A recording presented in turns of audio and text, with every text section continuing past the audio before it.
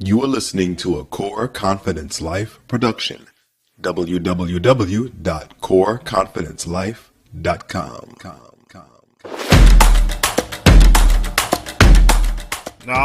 Damn, she loves me. She loves me not.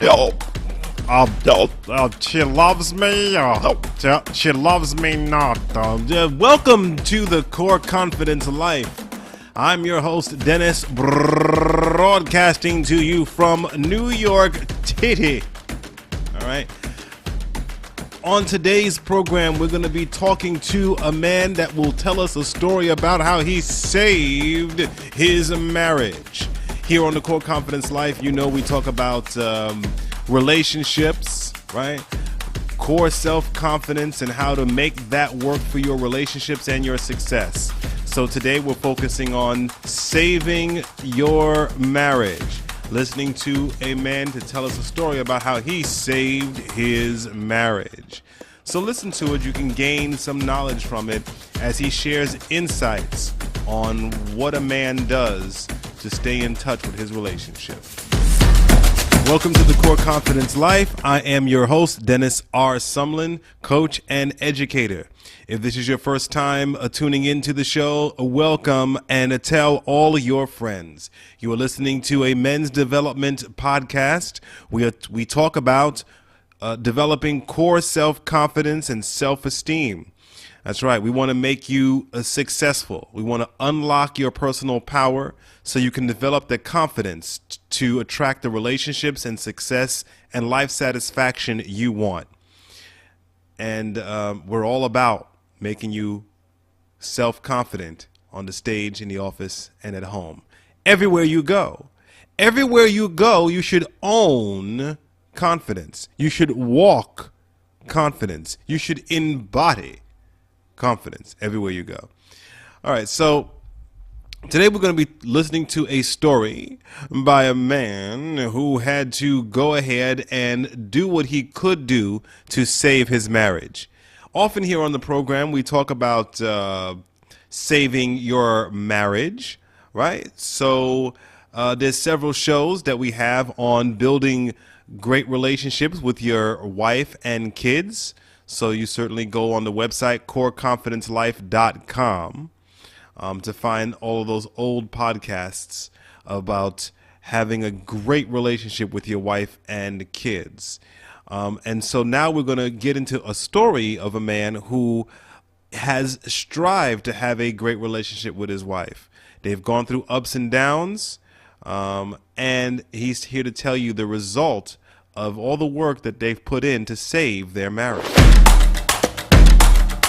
Tyree Wilson is a medical professional, author, and podcaster from Rochester, New York. He is married with 3 kids, and he's on the program today to tell his story about his ups and downs with his marriage, the decline of communication, the decline of intimacy, and the near divorce he was facing. He shares with us how he and his wife worked to rebuild their marriage, and he has tips for men to stay in touch with their relationship. We are here on the Core Confidence Life, and we are interviewing Tyree Wilson. How you doing, sir? I'm doing all right, man. Thank you for having me. All right. Thank you for coming on the program. So we're talking about the ups and downs of marriage. So you're going to share with us about your marriage and how you saved it from disaster, right? From utter disaster. But certainly, we want to know about who you are. Who are you now? What are you doing with your life right this second? Man, so I am a married man, obviously, father of 3 little girls, currently working in the medical field and our emergency department, and currently running a brand. I write books, run a podcast myself, and really just kind of working on bettering myself as a family man and a friend. Oh, absolutely. And we're going to talk more about your podcast coming up. But marriage, love and marriage and relationships is what we're talking about here on the program. And you're here to tell us about your particular situation. So you are married right now, and you have saved your marriage from the depths of despair and disaster, right? Yeah. So tell us how that went. Where's your marriage stand now? And let's get into the history of what this is about. All right. So like right now, my marriage with my wife's name is Tiffany, and it has never been stronger than it is right now. And me and my wife, we've been together since we were in high school. We've been together since we were like, since we were both like 14 years old. I think she was 14, I was 15. And, it started out with going out on a date, and we went to my high school's prom. And then, from that day on, we stuck it out. We got married, 3 kids, house, dog, and a lot of ups and downs. So we came to a point in our relationship where life had really caught up to us. We were both in school. We had just got a new home. We had our 3rd child, and we were living with extended family members. And because of the working schedule, the school schedule, not really talking to each other and just kind of like going through the rigmaroles of everyday life, me and her kind of drifted away from each other. And during that drift, we actually started seeing other people. And I think it was more like a coping mechanism to deal with all the stress that we were going through. And eventually, it all came out during a heated argument that me and her had one day in front of her job. And it was something so silly. I can't even remember like exactly what happened, but all I remember is we both jumped out of that car and we were in each other's faces like we was going to put on the gloves, and we were in front of her job. And we were so angry. I remember being so angry. She walked away. I walked away. I drove off or whatever like that. And we hadn't talked to each other all day. And then, like a good husband, whatever, I showed up at the end of the day to pick her up from work. And all the guys in her department came outside to watch her walk to the car. So she jumped in the car, and I was getting ready to take her to school. And we were talking, and then I asked her, are we, what's going on with us? How we even get to this point? My wife let me know that she was not interested in talking, and that this relationship was in a lot more trouble than we thought. So before I got her to school, we had another big blow up right in front of her school. And during that blow up, we both exchanged to each other that we no longer were happy, and we didn't want to stay in our marriage. I think I took my ring off and threw it somewhere, and I walked home, which was so stupid because I lived like 10 miles away from her school. So I was walking for a while. It was I think a good Samaritan picked me up or whatever, and she actually went to class. And the day that we told each other we wanted to get a divorce, we were so angry that, to be honest, the very next morning, I thought it was so crazy. I thought it was a bad dream.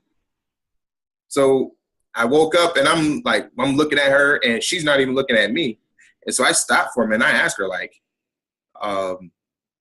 do you still feel the same way about yesterday? And she looked right back at me. She said, yes, I do. And that that surprised me. I was like, oh, wow. So yesterday really did happen, oh, holy crap. This wasn't a game. And, from that point on, we were at each other's throats, just trying to figure out, what do we have to do? We have to move. And it was crazy because during that time, we weren't paying our bills. We were barely paying attention to the kids. And like I said, we were starting to see other people to kind of fill in that gap. So not only was the marriage in trouble, but now our home was in trouble. And we would start getting letters from the bank saying, we're talking foreclosure. You guys are not paying your bills. Where's the money going? We're trying to help you, but no one's calling us back. And we're getting voicemails and letters at home. And meanwhile, we're in school, but we're passing by each other. And then we ride home and then we're arguing. And then her mother-in-law was staying with us. And her mother was staying with us, and she would hear it. And so she would be taking care of the kids, but then grandma can only do so much. And then sometimes the kids were taking care of themselves. And so a lot of self-pity had come over me. I was worried about, why am I going through this? Why do I feel this way? Why is she doing this? Why does she feel this way? And I said, you know what? I can figure this out. So I, in my grand scheme of things, I figured that I could, kind of talk my wife and use my own logic to kind of like break her out of wanting to get a divorce. I was trying to be extra nice. I was trying to be, extra cool. I started dressing differently. I wanted to, I made a lot more friends. I had more people. I was being more social, but I was out of the house even more. And so I thought that, maybe that'll make her miss me. And I was totally wrong. Totally wrong. What it did was it just widened the gap even further. And then it actually started, we started having more feelings of resentment towards each other, to the point where I was just like, oh my God, my great plan isn't working. My great, whatever this is, it's not working. Now, mind you, at the time I was like, about 27, 28. So I'm a young dude. I'm thinking that, the world moves when I say it moves. So when I was doing all of that, and then I came to realize that this ain't working, I had to stop doing everything I was doing, man. And I just really I contacted my, my church home and talked to my pastor. And, he told me that the best thing I could do at this point was pray over myself and over my family. And that's exactly what I did. And then from that point on, I never stopped. Okay. So I want to go back to the beginning of the story here.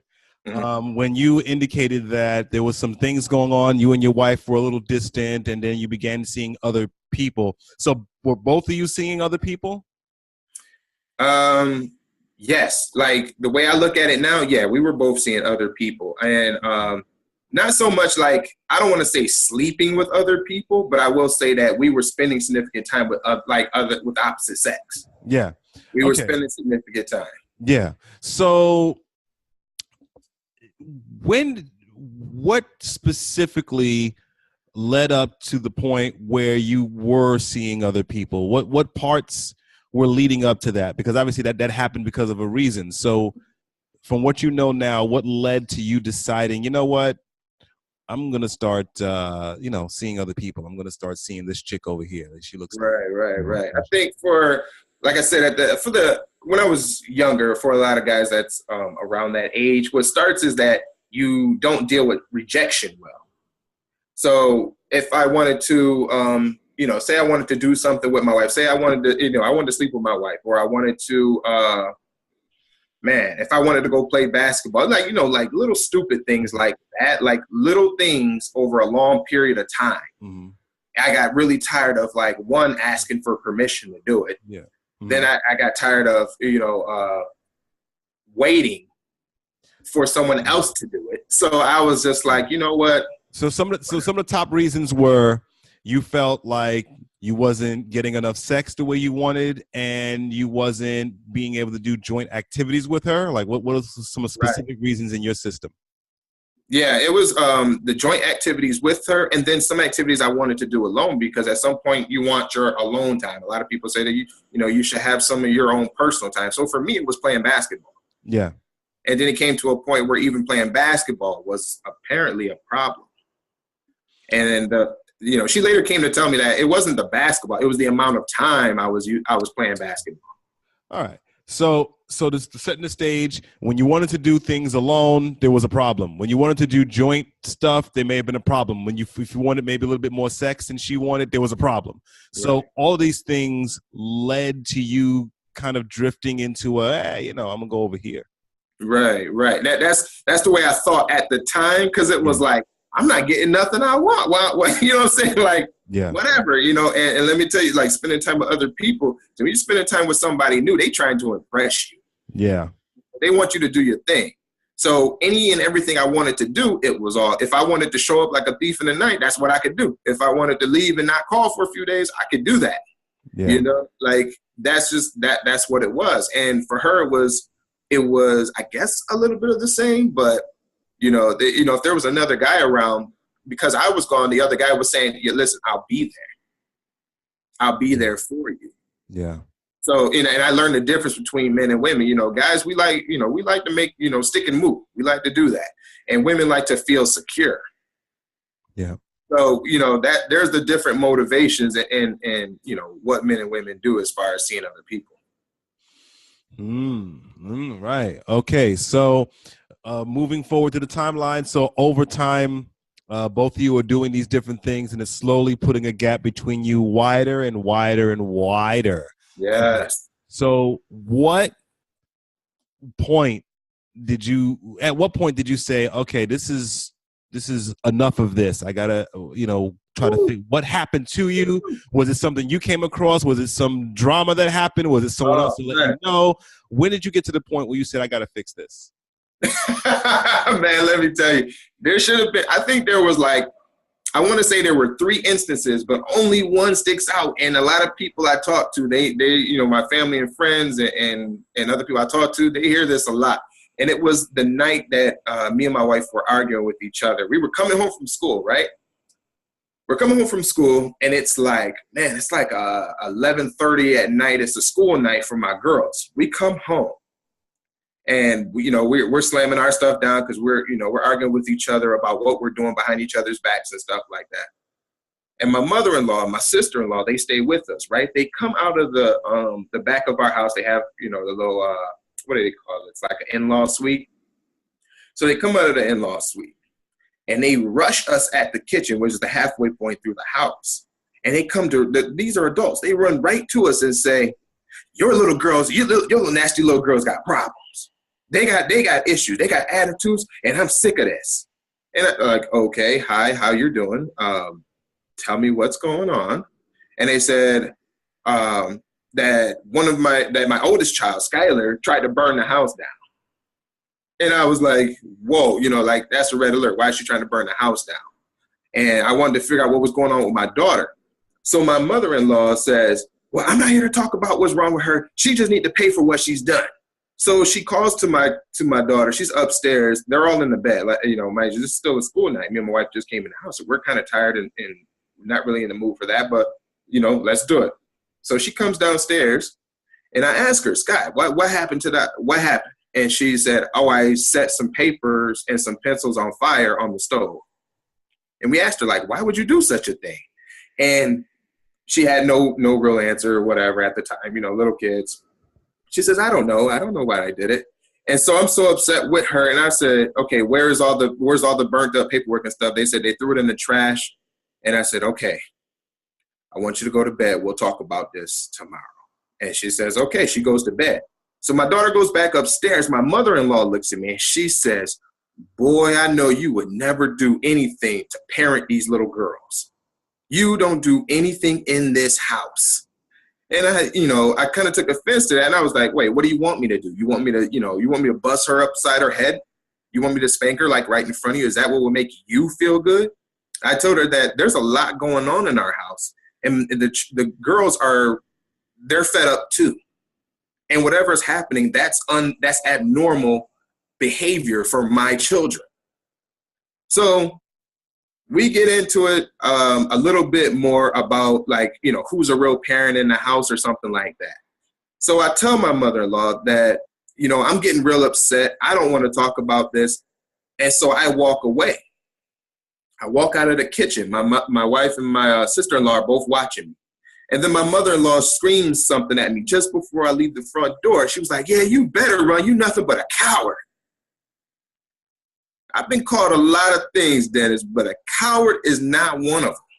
And then because of the word that she used, I think I actually agreed with her. And I felt like, my marriage is out of control. I'm having trouble in school. My house is about to be foreclosed. My kid just attempted to burn the damn house down. And my mother-in-law finally stopped sugarcoating shit and called me a coward. So in my fit of rage, I came back into that kitchen like I was going to do something. Both my wife and my sister-in-law had to jump in front of me. Tyree, no, don't jump in front of her.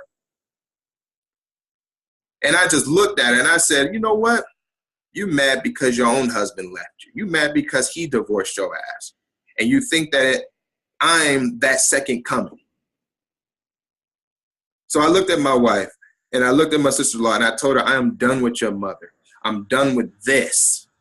I can't take this no more. My wife then jumps in front of me and she says, hush, like just that calm. She says, hush. She turns around to her mother and she tells her, you're wrong for what you said to my husband. You're wrong for how you're treating the girls. And you're wrong for undermining me and my marriage. It has officially taken over this household. Mom, I love you, but you have got to go. So I went to bed after that. She told me to go to bed. I went to bed. The very next morning, I got up, man. I just prayed to God about what happened, how upset I was, how things had come to a head like that. Man, I washed my face and I was like, I got to do something here. This has got to stop. And that was one of my, like, just the sharpness of that word that she said to me stuck with me for at least 2 years. And it really motivated me to do something about myself and my marriage.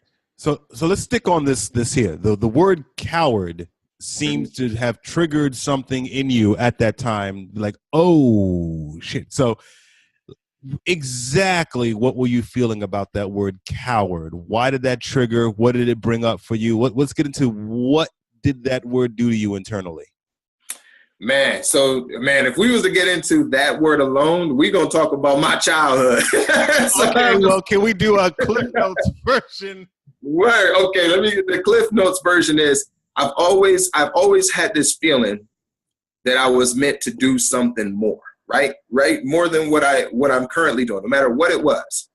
And it always showed itself in one form or another. Either I was on a new venture, I was working a new job, I made a lot of friends, but no real deep connections with any of those friends. So I was good at starting new stuff.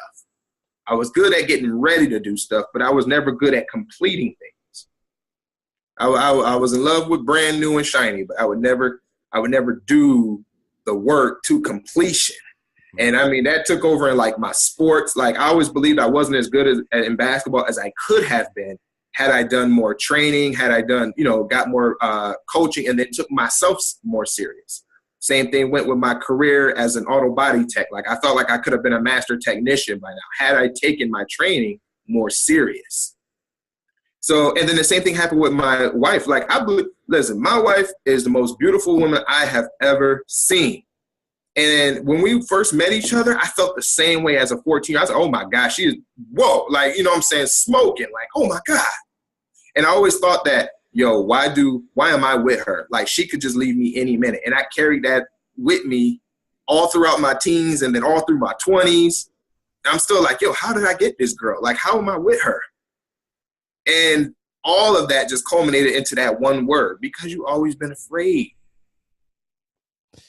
Yeah. So your own subconscious criticism of yourself for beginning things and not finishing them kind of came to a head when you heard the word coward.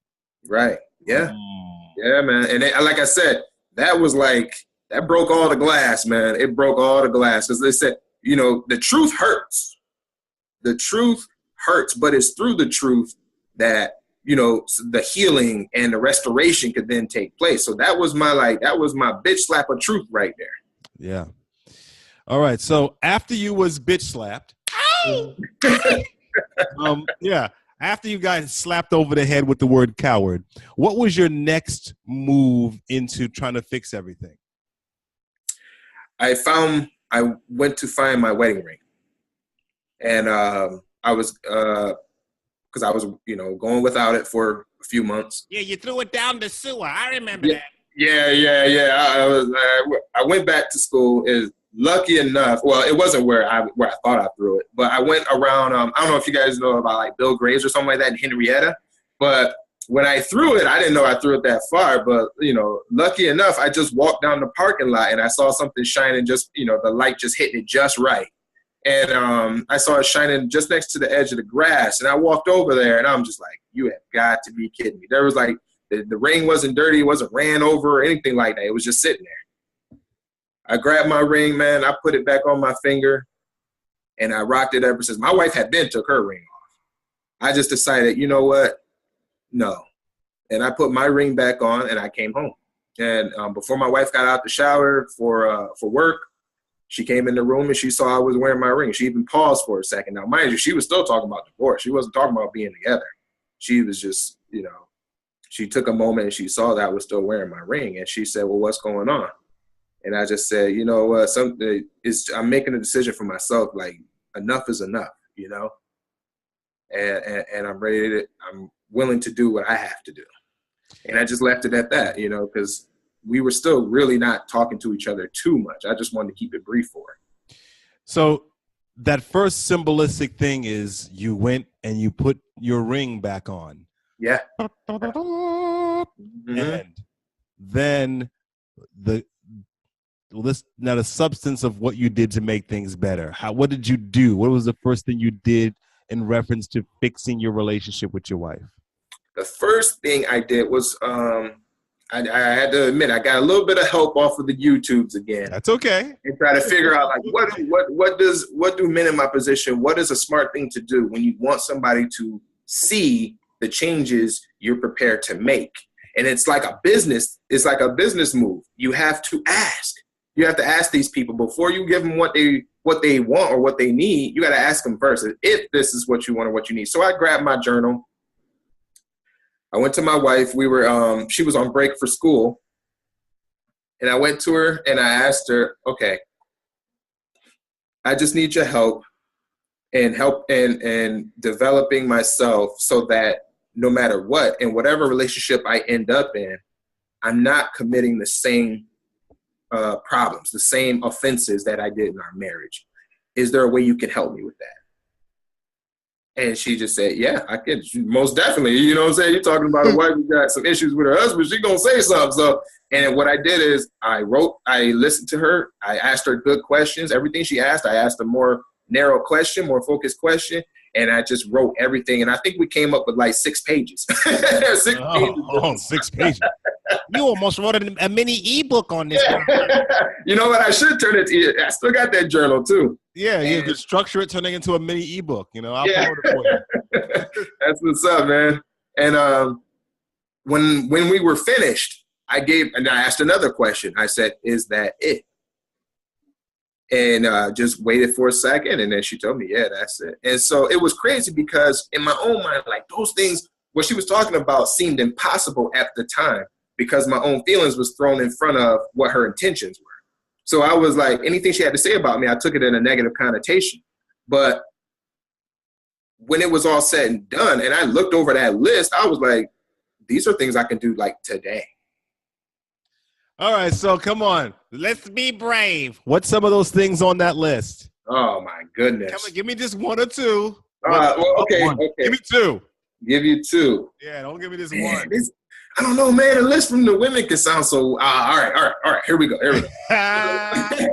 Come on, okay. Authenticity here on the program. So the first thing, it's funny, the authenticity. So the first thing was how I dressed. And I know that sounds like it's kind of uneventful, but I dress up in like sweats, T-shirt, jeans, or sweatshirts and stuff like that. And that's comfortable for me, but I put that on. But then she's like, yo, but you wear that like everywhere. You don't dress up. There's no difference in your wardrobe. You wear it everywhere. So you're always looking frumpy. You look like a sack of potatoes everywhere you go. So I'm like, wow, I didn't think about it like that. I thought I was good. Like, as long as they was clean and they matched, I was good. But no, apparently not. So, all right. I was like, wow. So then number 2 was my attitude towards meeting new people. She said, you cast a dark presence. Like, you're a big guy, but you're people are like, they're afraid of what you look like the face you make. You need to put on a friendlier face. And I was like, wait, like what? Like, I mean, what are you saying? I need to smile more or something like that? I thought I smiled pretty much like all the time. So she what she was really getting at was that when I talk to people, this is cool at the moment, but I never kept up any like meaningful conversation. And I wouldn't the people would not get the same greetings from me the next day. So she noticed that. And so she said that you come off as fake when you do that. And that was one of the things that kind of like turned her off, because she found herself having to explain to other people the varying differences in my greetings and in my personality and how I carry myself from day to day, which is, like I said, it's very uneventful, because you think about the things that guys believe are the problem about themselves. And then my wife gave me something totally left field to me. Like, you would always think like, okay, like, is it my sex? Is it my weight? Is it my hair? Am I going bald? You know what I'm saying? Like, am I not good looking? And I don't have enough money? It was none of that. She never mentioned any of those things. So I thought that was interesting. And so, like I said, those things, everything she told me was something I could do the day of. I've got clothes, and I've got friends, and I can make new friends, and I can meet people and have conversations with people. And so that wasn't something that was like a deal breaker. That was like, well, if I knew that was a problem, then I would have been jumped on it. But I wasn't paying attention to that. Yeah. I'm going to cheat and ask you for a third one, because you said there were like a few of them. So I'm going to cheat and ask you for a third one. And then out of all of the ones that she outlined, which one hit you the most? Like, which one was the deepest for you? I was unwilling to learn new things. That's what she put out there. And that was a wide range of things, which was like my cooking. I wouldn't take on some of the tasks in the home. I was like, guys do this and women do that. That was like one of those big things, which is now even, 2018 is even more prevalent in relationships now than ever before. Like, they believe that, you live at home, then you're just as responsible for making sure people eat, the house is clean, this, that, and the third. It's not about, a woman is at home and the man makes all the money. Like, that type of living works for some people, but not for most. Yeah. Okay. So not learning anything new, not expanding, right, is the thing that hit you for you that was the deepest. Like, oh, okay. Yeah. So, because I was like, wait, I love doing new stuff, but I saw that the new stuff I like doing was only stuff that I like doing. Like, I would not. You couldn't tell me something that you were interested in and then get me to do it. Like, I'd be like, oh, okay, that's cool, and then just leave it alone right there. I'd leave it alone. Mm-hmm. And so that means, to her, it, later on she explained to me that it felt like the things that she was interested in weren't important. Yeah. So that's where that all kind of like stemmed down to. And I was just like, yo, like, I put out there, like, I really thought I had it all figured out. I realized I didn't know nothing. Mm. So how long was it between these revelations and your upcoming new ebook? How long was it between that and when you saw the marriage starting to improve again, where things started to heal at least a little bit? About another year and a half. Okay. About another year and a half. We had got the paperwork. We had lawyers. She had put a deposit down on an apartment. She was ready, she was going to change the girls' information at school, which I thought that was like, wow, we're moving really fast here. Like, we're not even separated yet. And we're doing all of that. And in the meantime, she had friends that were kind of coaching her, a bunch of single bitches, but they were like coaching her through the whole thing. And so I was like, oh, what the hell? Like, she got an army on her side? What the hell's going on? And here I am, I'm reading the Bible every day.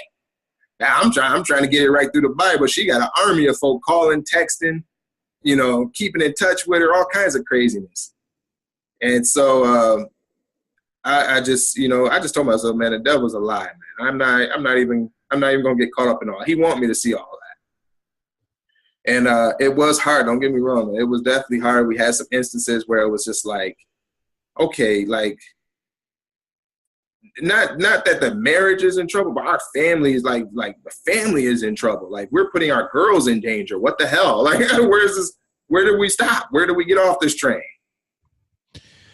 Yeah. So it took a year and a half for the marriage to, get on that healing track. Yes. So I'm sure throughout this whole thing, when the disputes and the separations first started, I'm sure like marital relations went down the toilet for a while. Yeah. Oh, you know what? We know what's funny is that I believe at some point for me and my wife, because of our upbringing, sex was a coping mechanism. So it actually didn't decrease. It actually increased, but with less like connection. It was more like, oh, we were just fucking. You know what I'm saying? Like, we were just so it sounds the sex turned into a coping mechanism to deal with stress and anger and frustration. Right. And so basically you would take it out on that ass. Yes, we was taking it out on it. That's exactly that is taking great. It out on that ass, right? Yeah. But there was less connection, passion, right. Relations as two people connecting. It was just we're angry at each other and we're gonna take it out on that ass. Yeah, that's exactly what it was. It was crazy. It was so stupid. Like, looking back at it, it was like, dude, that was dumb. Because like we weren't even getting dressed in front of each other. Like that was the crazy part. Like, wow, it got to that point. Okay. Yeah, we weren't even getting dressed in front of each other. We were like, she was covering herself up like she was like a whole nother woman. I was covering myself up like, nah, I'm good. I don't want to be seen. But then sometimes we would catch up with each other and we'd be banging our frustrations out. Yeah. And so at the time I was thinking, oh, we good. You know what I'm saying? Like, oh, this work out. Yeah, you're the dude like, oh, we're still fucking, so we still good. Right, we still good. Thinking, like, ain't no real problem because I just hit it. I'm like, I'm doing my thing. We don't know of any other problems, but as long as I got the sex, then there's no problem. Right, we everything good. Is all good. Wow. Wow. All right. Well, hey. That's how it went, right? So I thought it was good, but I came to find out, like, that's a telltale sign right there. Like, I didn't suspect my wife being sexual with any other person, but if I was looking for that, if I was trying to figure that out, that would have been a strong signal right there, because that happens to men too. When we are, if you're seeing somebody else or sleeping with somebody else, you playing this highlight reel in your head. And the person you happen to be laying with, they just a body, they just there. So you might be having sex with your wife, or for the women out there, you're having sex with your husbands, but you fucking like Enrique down the damn street. Yeah. And you're thinking about tearing his ass up. And the next time you see him, you ain't gonna just wave high and by. You're gonna stop and smell the roses for a minute. So, when the marriage started to heal, did the sex return to I don't want to say standard. But did it return back to the passionate, connecting sex you had before? How long did that take? Man, that is when we really like put it out there where we stood on things. The sex then dropped off, but the connection outside the bedroom had to be reestablished first. So it eventually did pick up, but it was slow. It was a slow start. Yeah. And I believe because of the mind where we were at that time, because you're like, I can have sex with somebody, mindless sex, because there's nothing left to it. Yeah. And maybe I'm preparing myself to never see that person again. So I'm gonna give them my best. But when you're like, okay, I have to see this person again, and I'm gonna have to wake up with them and smell their breath and make their coffee in the morning, you're like, crap, I'm in this for the long haul again. So we had to take some time to we had to get back to even hugging each other. Interesting. All right. Yeah. So that's where we were. And it was like, my wife would tell me, she was like, we can reconnect, you can invite me back in, or I can invite you back, and we just take our time. And then that's what we did. We just took our time getting back into the flow of things. And that went on for at least another 3 months before things were like, okay, I think we're good. Like, there's still, to be honest, even at this, like today, there's still some points like things we don't do, we used to do. And I think that's just because the how the relationship has evolved. Like, we don't get into what is it, like dressing up and all that shit. Like, we did that when we was younger, so it was all fun. But then obviously dressing up for somebody else didn't keep the relationship. So, we kind of like, what was the point of that? That's, instead of having fun, why don't we make sure we have a connection first, then we can have some fun. A very interesting story. So where do things stand now? I know we said this at the beginning, but things stand now. Things good now? Are you still in the repair state? Like, what's going on now? I think the way I feel like we are in a strong relationship, stronger than we've ever had. And it's crazy because when you're in that relationship, you realize that there's, as we talk to each other, we realize that there's still more areas that we can improve on. So we strive to do that, you know what I'm saying? So we talk about, each other's day a little bit more in depth. We give time to let the other person say what they need to say. Because before we used to cut each other off because we were so excited to talk and we both wanted to be heard at the same time. So we started working on our communication. Then we start working on our togetherness. Then we start working on making agreements and choices together.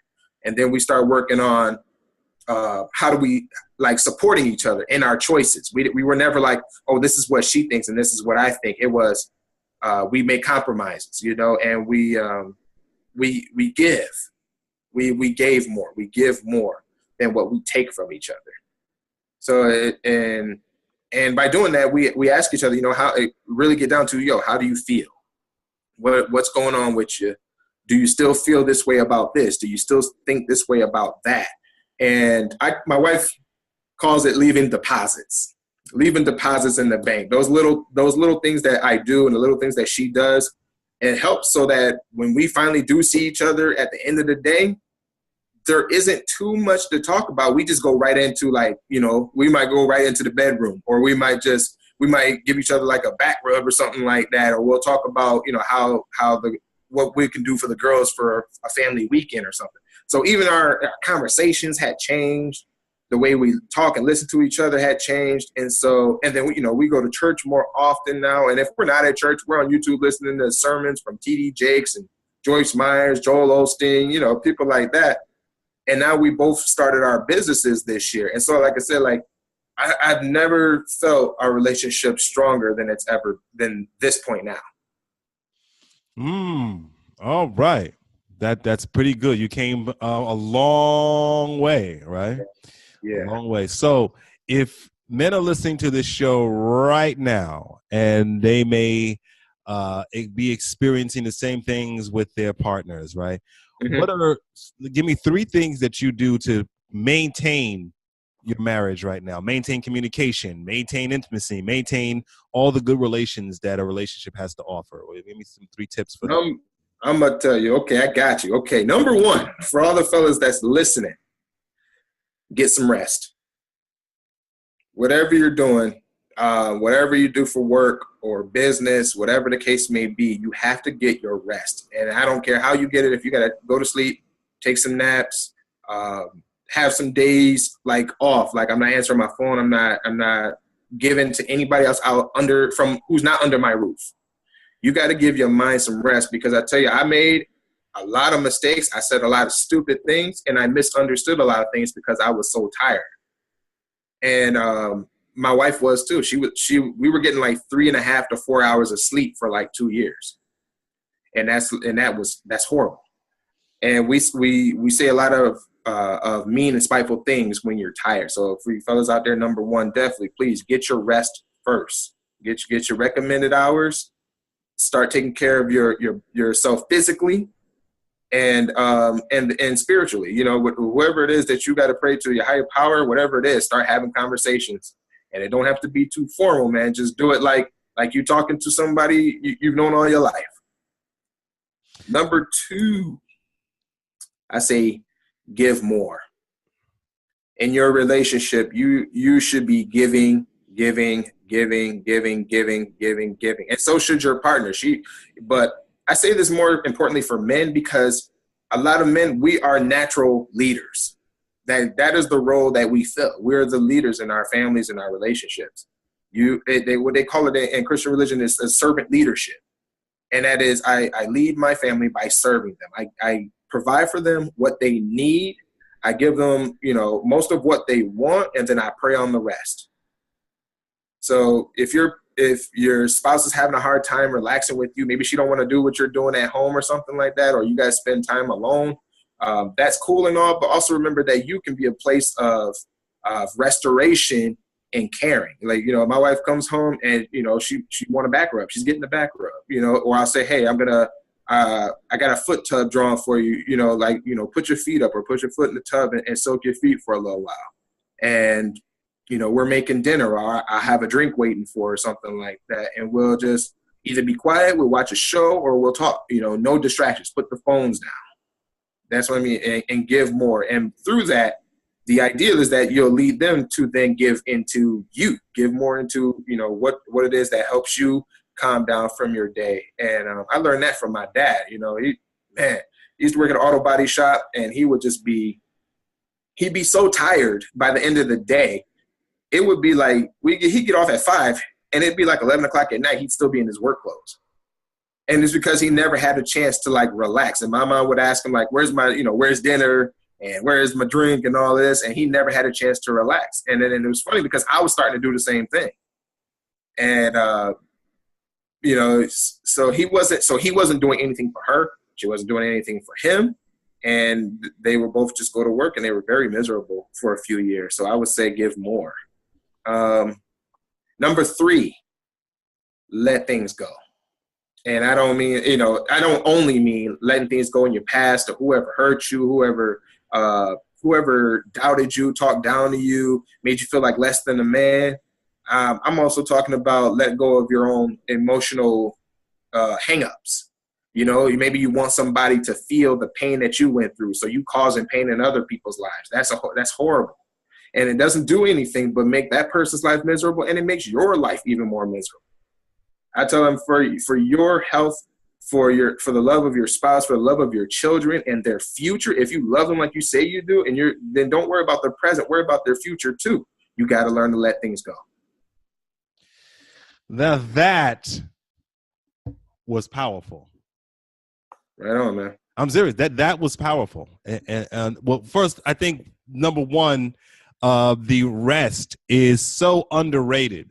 Mm-hmm. I mean, wow. I mean, people say, oh, what can you do to make your life better, make your marriage better, make everything better? Oh, just rest. What are you talking about, rest? I got work to do. No, rest is very underrated. If you don't get enough rest, if you're exhausted, if you're not taking care of yourself right, nothing else goes right. And sometimes not even sex. Word. That's going out the window first. That's going out the window first because you don't get enough rest and you won't be able, you know, it's just, and if you wait too long, you might not be able to get it up, Mac. That's part of it. Because when you rest, first of all, when you sleep, your body is repairing itself from the day's activities. But anyway, yeah, that was great. And giving. Yeah. Giving. Number 2 was giving. Excellent. And you talked about giving in a holistic way, which is what I appreciate. Giving of your time, giving of yourself, giving of everything. And within that giving, you talked about initiating too, having things waiting for her when she gets home as a surprise. And it's very, very encompassing. I think that's very important. And the last one is probably the toughest one, but it's definitely profound. Just let it go. Oh, man, listen, if I had more time, I'd talk about when I had to let it go. That is deep. It is the most, and I had a conversation with some other guests about this on other shows. It's like there's certain things you got to let certain times you have to let things go. Even if a dispute happens, you got to let it go. Even if you know you're right and they're wrong, but you're not making any progress, you got to let it go. Yeah. Yeah. And it saved lives, man. It was saved lives. Do you want to be in love or do you want to be right? Is what it was. And you see, this is one of those things. I have to admit, Mr. Tyree, sometimes I don't like that. Why I gotta let it go? Yeah. Especially if I know I'm right. Why I gotta let it go? Why can't you just concede you're wrong? Why don't you let it go? You know, that may be one of my more difficult ones, Mr. Tyree, but that's deep and it's very important. We can work. That's a work in progress, man. That's you're gonna walk that walk until the day you're no longer here, right there. That is something else. So after all this, you have a podcast about this very thing, about relationships and marriage and how to keep those things humming. So tell us about your podcast. All right. Well, the title of the podcast is called Lot Pop Talks, and I started over on Anchor because it was like the simplest platform for me to use for a beginner podcaster. And I started it back, I believe I started it back in May. And I tried to keep up with the podcast, like an episode every day or through Monday through Friday. And it was going good for a while, but then after a while, like life catches up and I'm like, holy moly, like this is a little harder than I thought. So I try to do it like every couple days, at least 2 or 3 episodes a week. And we've had some listeners. I have a few scheduled interviews with family members. I wanted to get some of the guys on there and stuff like that. So it has been a lot of fun, and it really released me from worrying about YouTube and worrying about Instagram and Facebook and Twitter and LinkedIn and stuff like that. Like I could just literally go on my phone. I can hit the record button. I have a recording app, and then I have Anchor, which allows you to record live and set it up the way that I want and just talk. Just talk about the things that I learned, the lessons that I picked up along the way, and also to answer some questions for some of the listeners that are out there. Oh, all right. And we can find this where? Anchor? This is on Anchor. Yeah, you can just type in Lot Pop Talks. It is spelled LOCDPOP, last word Talks. And it is on Anchor. I do believe it's on iTunes, Spotify, and what's the other one? FM Outbox or something like that. I can't remember the last one, but that's where you can find it.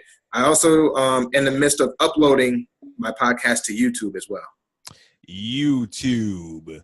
All right. That is great. Here's an off-the-cuff question, because when I speak to people in relationships and marriage, I've asked this question before, very interesting answers. So as someone who is married, do you still masturbate? Yes. All right. Yes. So, so from your perspective, why do you still masturbate even though you're married? What? I think this is a very interesting. In order to stay married, you're gonna have to masturbate at some point. You can't keep that in, man. You can't keep that all inside you like that. You're gonna return to your old ways, man. You're gonna start looking at some things, and So what is it? So self-control thing for you? Then? Yeah, it's like self-control. But what's cool too, though, that if the marriage is in a nice spot, you can masturbate, but you don't got to be alone. That's true. If the match is in a nice spot, you can have company. Right. You get you some company, and you know what I'm saying? It wouldn't take too long, and you know what I'm saying? Like it actually builds up the tension. Like you can even do dumb stuff like text her that you're doing it. It's like it's kind of that elongated foreplay. Yes. All puns intended. So it doesn't have to be this like taboo, oh my God, he's so disgusting, or I feel like an ass, or I'm whack because I have to do this even though I'm married. Nah, it's all about your mindset. You could turn that into a tactic. You can turn that into, like I said, a form of foreplay. And who cares? Who can pleasure you better than you? Absolutely. I mean, I agree with you, but sometimes there's controversy about that. Some people say yes, some people say no. I just like to toss that question in, Yeah. There people, they talk about that no fapping and stuff. Hey, that's cool. I've experimented with that. I think I've gone about like 2 days, and then that was 2 days, no fap. I ain't gonna make it, man. They talk about no fap 3 months. That's funny. I've gone longer than 2 days without fap. 2 days, dang.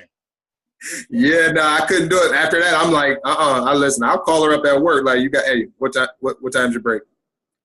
I got the car out here. What you want to do? What you want to do? I got to do something. At this point, I'm just gonna throw it in your face. I got to do something. Wow. Yeah. Well, yeah, there's a lot of people into the whole no fap. The no fap thing is kind of like a fad. It's kind of just an exaggeration on the age-old stigma around masturbation. That's a whole other show. But I just want to throw that question in there. Good stuff. Is there any final words that you would have to say to our listeners about love, marriage, sex, fap, anything, collard greens? Yo, man, like what I would say is, for anybody that's experiencing trouble in your relationship, I just want you to know that, one, what you're going through is hard, and it's not, that battle ain't meant for everybody. But if you're going through it and you're willing to put in the work, you're willing to do something about it, then I want you, like my dad told me, just hang on. Just hang on and keep working at it and give it time to develop. All right. Hang on. Well, this has been great, right? Right, man. I enjoyed it. Thank you for coming on the program, sir, telling us about how to make a marriage work. That's right. And those good stuff, deep stuff there, how to make a marriage work. And so I want to thank you for coming on and being so authentic and open, willing to tell us all of your ups and downs.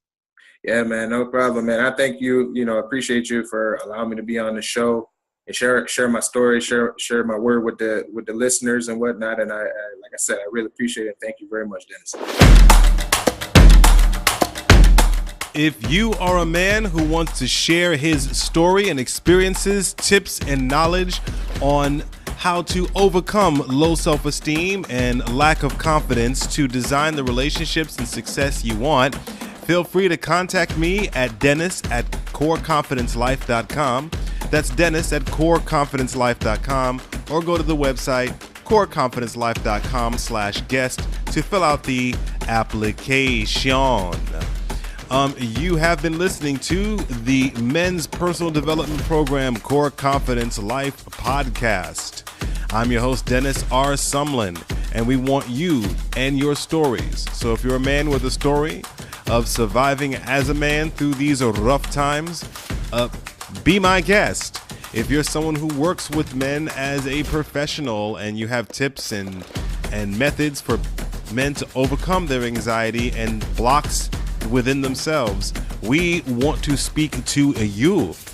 All right. And if you want to talk to me about any kind of anxiety you'd like to deal with, if you're in a position where you find it difficult to move forward because you lack self-esteem, you're dealing with anxiety, low self-esteem, self-sabotage behavior, that's a no-no. You hear that? That's a no-no. We need you out there being a strong, productive man. That's right, man.